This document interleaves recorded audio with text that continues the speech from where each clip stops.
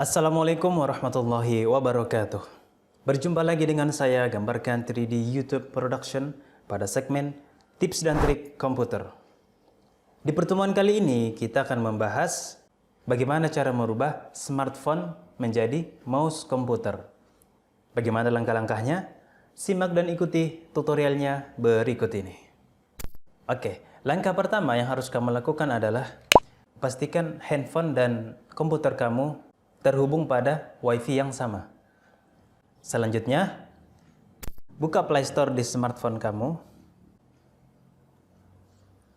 dan install WiFi Mouse.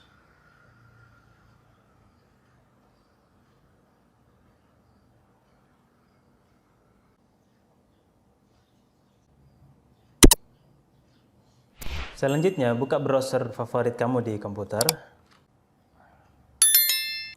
Pada kolom pencarian, masukkan keyword WiFi Mouse. Klik download. Kemudian pilih Windows. Setelah itu install aplikasinya.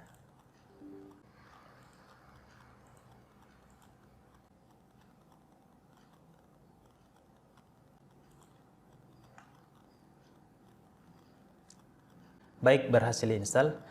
Nah, sekarang buka aplikasi WiFi Mouse yang ada pada smartphone kamu.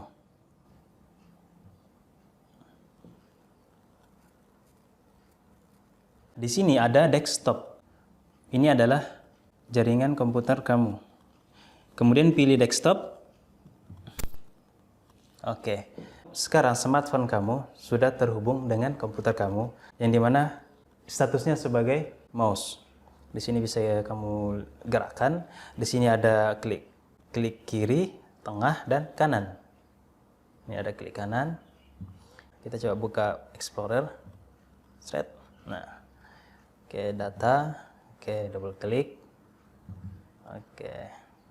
Untuk melakukan scroll, klik saja 2 titik di smartphone kamu. Nah, di sini juga kamu bisa melakukan pengetikan seperti untuk mengetik, klik saja yang paling kiri ini, kemudian ketik Gambarkan